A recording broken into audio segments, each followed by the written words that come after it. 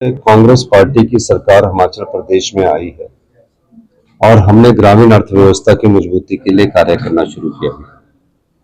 देश में पहली बार हिमाचल प्रदेश की सरकार ने गेहूं के मूल्य में 80 रुपए प्रति किलो के हिसाब से, मक्की 50 रुपए प्रति किलो के हिसाब से और हल्दी 150 रुपए किलो के हिसाब से और अदरक 30 रुपए किलो के हिसाब से सपोर्ट प्राइस दिया है। ये सपोर्ट प्राइस दिया क्यों है? क्योंकि हम चाहते हैं कि ग्रामीण अर्थव्यवस्था मजबूत हो और ग्रामीण अर्थव्यवस्था हमारी सरकार का प्रमुख एक दायित्व बनता है और एक हमारा बिंदु है कि प्रदेश के गांव के लोगों के हाथ में समृद्धि आए और समृद्धशाली बने। इस दृष्टिकोण से हम प्राकृतिक खेती के रूप में हिमाचल प्रदेश को अग्रणी राज्य बनाने के दृष्टिकोण से आगे बढ़े। मुझे खुशी है कि हमीरपुर के 631 किसान जो है जिन्होंने प्राकृतिक खेती को अपनाया है, अभी मैंने डीबीटी के माध्यम से उनके खाते में 80 रुपए प्रति किलोग्राम के हिसाब से पैसा उनके खातों में जमा करवाया। तकरीबन 22,18,500 के करीब ये पैसा आज उनके खाते में गया। कभी किसान ये नहीं सोच सकता था कि मुझे गेहूं का मूल्य 80 रुपए प्रति किलोग्राम के हिसाब से मिलेगा। आज जब उसके खेत से पैसा निकला है तो वो उसके खाते में जाएगा तो किस प्रकार खुशी महसूस करेगा। हमीरपुर के 631 किसान इसमें सम्मिलित हैं।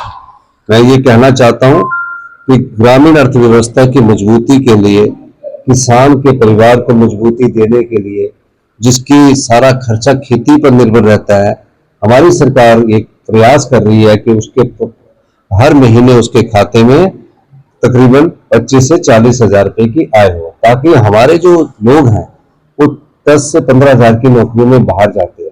अपने घर में ही अगर प्राकृतिक खेती अपनाएंगे तो मैं कहता हूं कि वो दिन दूर नहीं जब उनके पास पैसा बड़ी अच्छी व्यवस्था, पैसा बहुत अधिक मात्रा में आएगा। प्राकृतिक खेती कोई केंद्र सरकार की योजना नहीं है। एमएसपी मैंने देखा कि कई नेता लोग बोलते हैं कि ये हमारी योजना है। ये सिर्फ हिमाचल प्रदेश की कांग्रेस सरकार की योजना है और हमारे द्वारा सोचेगी, ग्रामीण अर्थव्यवस्था के द्वारा सोचेगी। हम और माननीय एग्रीकल्चर मिनिस्टर साहब ने इसको सोचा और इसको अमली जामा पहनाया।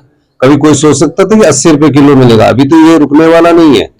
हम चाहते हैं कि किसान के हाथ में पैसा पहुंचे और मुझे खुशी है कि नॉर्थ इंडिया की पहली प्राकृतिक खेती की लैब, नॉर्थ इंडिया की पहली प्राकृतिक खेती की लैब 8.5 करोड़ की लागत से यहाँ बनाई गई है, जिसका कि मैंने आज उद्घाटन किया है।